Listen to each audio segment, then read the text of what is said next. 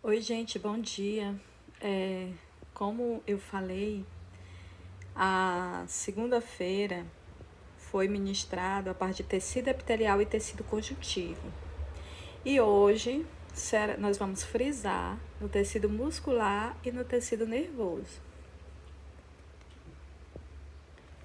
Bem, o tecido muscular, gente, ele é constituído, ou seja, ele é formado por células alongadas, altamente especializadas e dotadas de capacidade contrátil, denominada fibras musculares. O nome dessas células são os miócitos, tá? Então, ele tem todas essas características aí. Elas têm proteínas contráteis, né, que faz o processo de contração do músculo. E é esse processo de contração do músculo é que vai fazer o movimento do corpo acontecer, ou seja, a locomoção, os batimentos cardíacos, a respiração, né, o impulso do bolo alimentar ao longo do tubo digestório.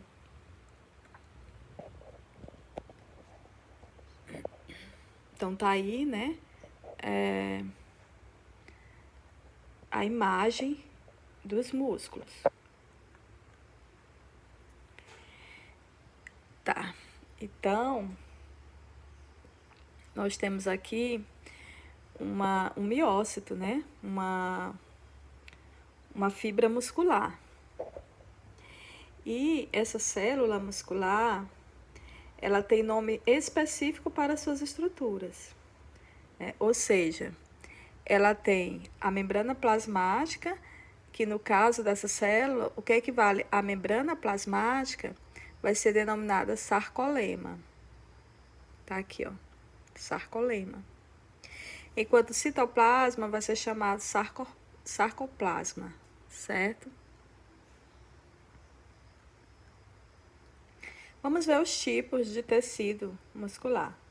Nós temos o tecido muscular estriado esquelético, ó, tecido muscular estriado cardíaco e o não estriado, que seria a musculatura lisa. São 3 tipos de tecido muscular: estriado cardíaco, estriado esquelético e não estriado. Isso tem na página 94 do livro de vocês. Bem, então como eu falei, tem o não estriado, ou seja, a musculatura é lisa, tá? A musculatura é lisa. E as fibras, elas são fusiformes, dotadas de um núcleo alongado e central, como vocês podem ver aqui, ó. Esses núcleos aqui, ó. E essas fibras, uma das características do tecido muscular liso ou não estriado, que é a mesma coisa, é que as fibras têm contração lenta e involuntária, tá? Então, eu vou encontrar esse tipo de tecido em órgãos como o útero, a bexiga, o esôfago, o estômago, o intestino, os ductos de glândulas e nas paredes de artérias e veias, tá? E a contração, como eu já falei, vamos lembrar que é involuntária. Involuntária é porque não depende da vontade. Ocorre mesmo que a pessoa não esteja prestando atenção no que está ocorrendo, tá bom? Então, por exemplo, você vai engolir um alimento. Esse alimento, ele vai sendo empurrado ao longo do tubo digestório, né, por meio de movimento peristáltico, provocado pelo tubo digestório. Vamos ver as características do tecido muscular estriado esquelético. Bem, gente, já aqui o movimento é voluntário. Como assim? A contração é voluntária porque vai ocorrer de acordo com nossa vontade. Então, E é justamente esse tipo de músculo aqui que vai fazer o movimento do esqueleto. Vai estar, né, junto com o esqueleto. Por isso que é chamado esquelético, porque ele vai estar ligado ao esqueleto, né? Então vai mover o esqueleto, né? E as partes do esqueleto, incluindo braços, perna. Então toda essa movimentação do corpo. E a cor, né, vai depender muito da questão da mioglobina, que é uma molécula semelhante à hemoglobina. E também irrigação sanguínea. Então, aquela carne, aquele músculo que a gente compra para fazer aquela carne maciça, carne do churrasco, aquilo é tudo ali é a musculatura esquelética. Aqui é uma da coloração, da estrutura, mostrando para vocês. E a contração é rápida e voluntária, como eu já mencionei. Enquanto você vai para a academia, você vai trabalhar os bíceps, os tríceps. Então, isso depende da tua vontade, do movimento que você vai fazer, vai realizar. Bem, aqui está mostrando o processo de contração muscular, né? Então, o que você percebe é que o tecido muscular, estriado esquelético, né?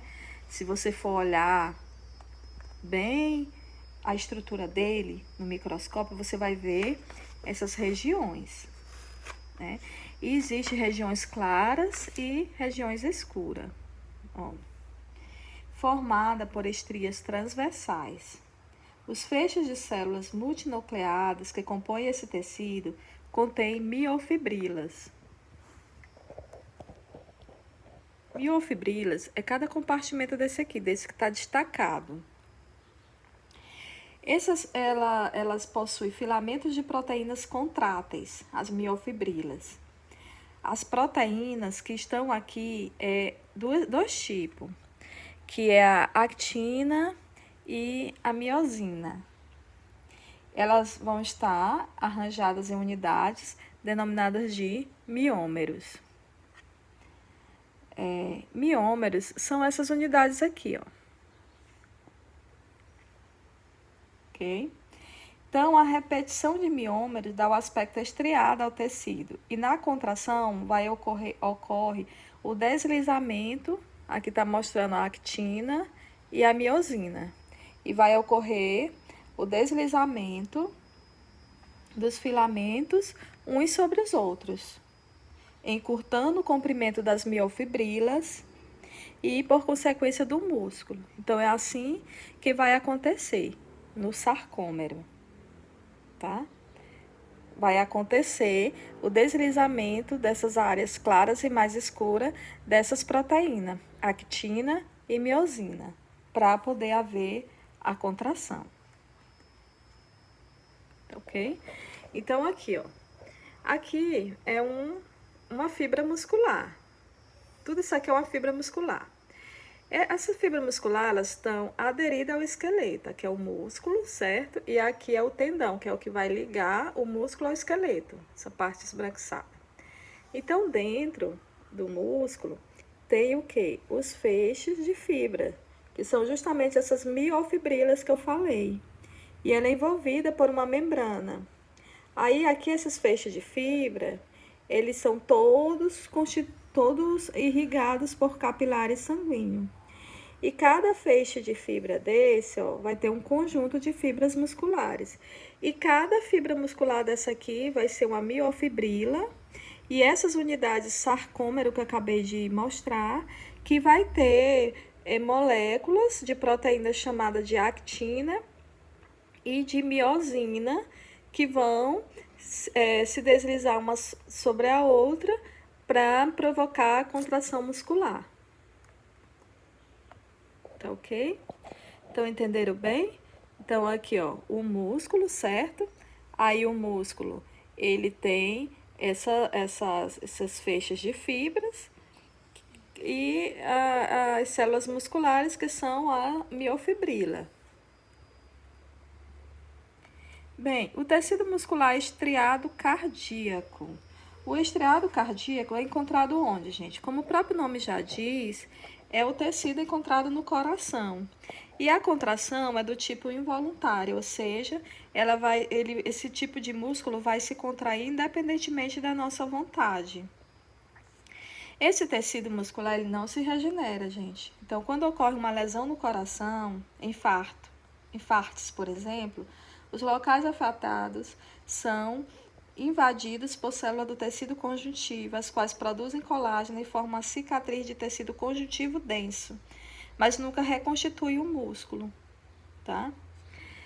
Então, histologicamente, esse tecido é caracterizado por estrias, por isso que ele é chamado de estriado, semelhante ao estriado esquelético, mas suas células não se ramificam e possui apenas um ou dois núcleos. Olha aí, ó. Então, você vê o coração contraindo em intervalos sucessivos, não é? Então, uma característica importante desse tecido é a presença de discos intercalares, especializações da membrana plasmática, que fazem conexões elétricas entre células adjacentes, auxiliando a sua contração sincronizada. Veja esse ritmo sincronizado de batimentos cardíacos. Então, é por conta dos discos intercalares, né, que são especializações da membrana plasmática, que possui estruturas de adesão que mantém as células unidas, mesmo durante o vigoroso processo de contração da musculatura cardíaca.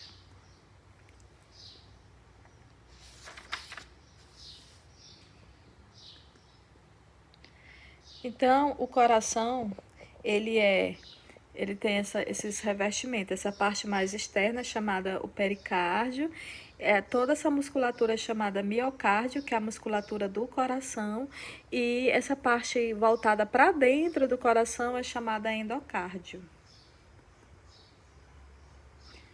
Pois bem, agora vamos estudar o tecido nervoso. Bem, gente, o tecido nervoso, ele tem como principal atributo, ou seja, função, a capacidade de conduzir estímulos, ou seja, impulsos, né, eletroquímicos, certo? Então, estímulos que se originam de fora ou no interior do organismo. Então, ele se distribui por todo o organismo, formando uma rede complexa de comunicação, que é chamado sistema nervoso. E esse sistema é muito importante na coordenação e nas funções dos órgãos. Então, ao ser estimulado, esse tecido, ele torna-se capaz de conduzir os impulsos de maneira rápida e, às vezes, por distâncias relativamente grandes, tá? Então, esse sistema é muito importante na coordenação das funções dos órgãos. E esse tecido, ele praticamente não possui matriz extracelular. Então, nessa figura que você percebe aí se movimentando, o que está mostrando é um fluxo de impulso nervoso. Então, à medida que vai acontecendo o impulso, vai havendo uma troca do sódio, que está no exterior da membrana, com o potássio, que está no interior da membrana celular. Então, essa troca, né, do citoplasma, entre o citoplasma e a membrana celular, vai ocorrer no neurônio, certo? E vai fazer aí a produção do impulso nervoso. Então, como eu falei, isso vai ocorrer nos neurônios. Então, eu vou falar um pouco aqui dos neurônios, que são células especializadas, né, em receber estímulos do ambiente ou receber de outros neurônios e transmitir por meio desses impulsos elétricos, né, e outros neurônios ou órgãos e estruturas que efetuam as respostas ao estímulo ambiental, como os músculos ou glândulas. Os neurônios, eles são dotados de um corpo, como vocês podem ver, e de prolongamentos.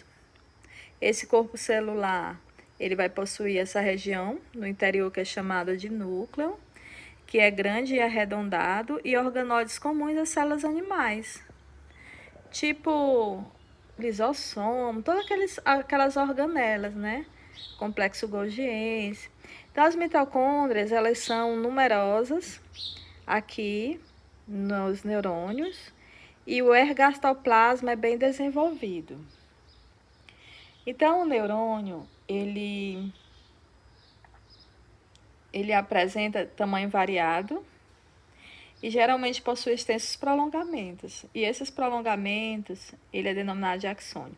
Então, aqui, ó, nós temos o corpo. Esse corpo tem esses prolongamentos que saem do corpo, é chamado de dendritos. Aqui é o corpo celular. A gente vai chamar corpo celular e os prolongamentos de dendritos. E aqui esse prolongamento maior é denominado de axônio. Então, os dendritos são esses prolongamentos ramificados, então vai aumentar a superfície celular. Então, os dendritos é que vai receber estímulo do ambiente e de outros neurônios. Então, quem recebe o estímulo, quem começa a receber o estímulo, são os dendritos. Aí, esse estímulo, ele vai passar pelo corpo celular, que é essa porção que encontra aqui o núcleo, a maior parte do citoplasma, né, nessa célula aqui. Então, ela vai receber o estímulo vindo da onde? Dos dendritos, certo? E passa para onde? Para o axônio, que é esse prolongamento que tem essas ramificações aqui na extremidade final, que vai fazer a condução do impulso nervoso para outros neurônios ou células musculares ou glândulas. Então, quando eu falo veja só, o estímulo é recebido aqui nos dendritos, passa para o corpo celular e passa para o axônio. Do axônio vai ser distribuído para outros neurônios, para células musculares ou glândulas.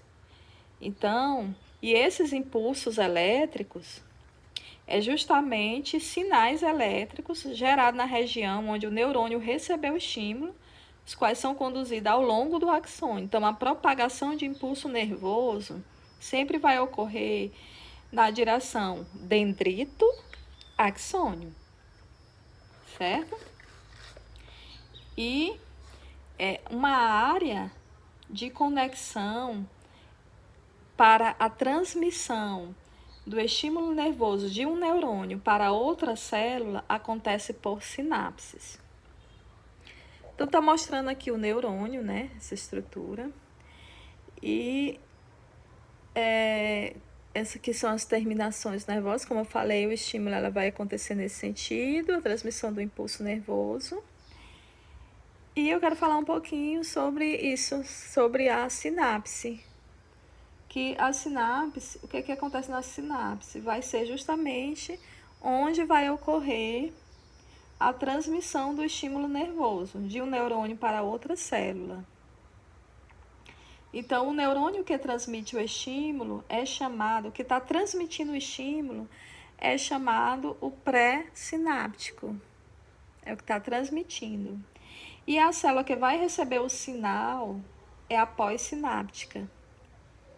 Nas sinapses, os impulsos nervosos da célula pré-sináptica, né, ou seja, aquela que está transmitindo o impulso, é transformado em um sinal químico, vesículas de neurotransmissores pré-sinápticos, receptores pós-sinápticos, e aqui a liberação de neurotransmissores que vai atuar sobre as células pós-sinápticas. Esses neurotransmissores vêm aqui, né? Essa célula está passando o impulso nervoso para essa outra célula, então ele está transmitindo. Aqui são as vesículas neurotransmissores, então ele está liberando esses neurotransmissores para o neurônio pós-sináptico. E aí tá, esses neurotransmissores é que vai ser responsável aí para poder fazer essa portabilidade de estímulos químicos.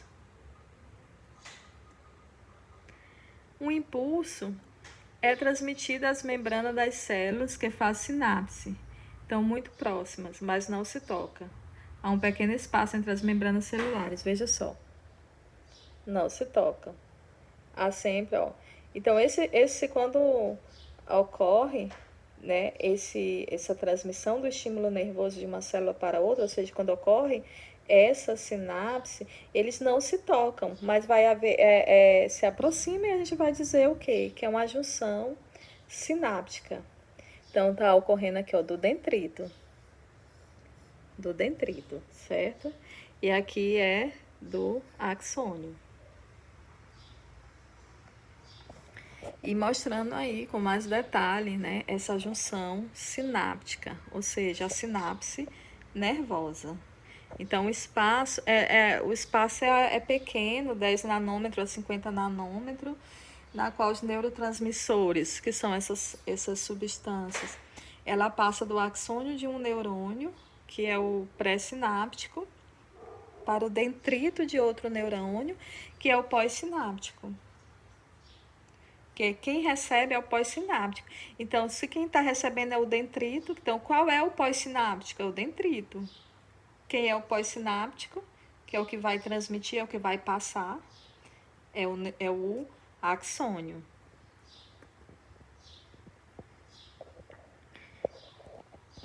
Então, quando os impulsos nervosos atingem as extremidades do axônio da célula pré-sináptica, ocorre liberação nos espaços sinápticos de substâncias químicas denominadas neurotransmissores ou mediadores químicos. Tá aí, que é justamente aquela diferença de sódio e potássio. É uma troca, tá? Uma troca entre o citoplasma da célula e a membrana plasmática. Então, esses neurotransmissores vai ocorrer justamente nessa região. E aí, essa troca vai ocorrer do pré-sináptico para o pós-sináptico.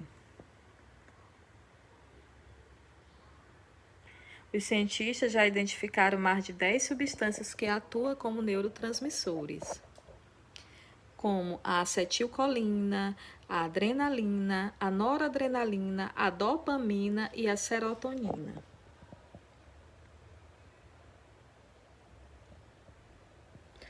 Olha só, como que ocorre essa produção? Quando alguém passa por situações positivas ou desejadas, é estimulada a produção de dopamina. É uma substância cinzenta no córtex cerebral.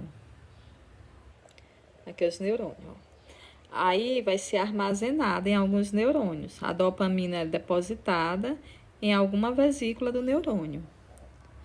Aí depois vai haver a liberação, ou seja, vai ocorrer o transporte de sinais elétricos, que vai ser gerando estímulo.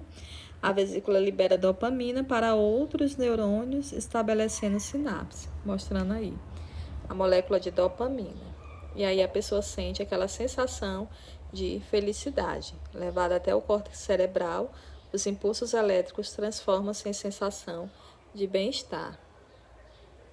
Entendeu? Como até a felicidade, ela é aí determinada pela questão dos hormônios e do sistema nervoso. Os neurônios, eles podem ser sensitivos, como assim? Quando eles levam impulso dos receptores ao sistema nervoso central. Pode ser motores, quando conduzem o impulso, ao contrário, né, do sistema nervoso central aos efetores, ou seja, aos músculos, né? E quando eles colocam em comunicação no cérebro e na medula, os neurônios são sensitivos e motores.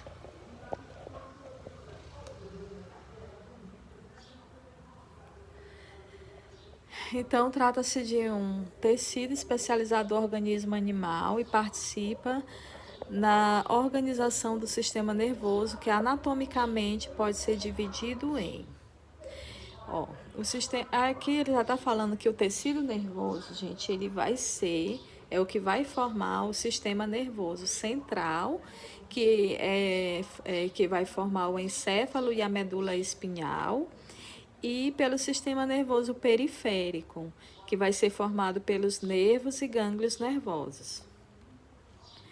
Então, está mostrando essa rede de filamentos, né, de neurônios, que são as células que vão constituir o sistema nervoso. Está mostrando essa rede do sistema nervoso. E, por bem, é isso, gente.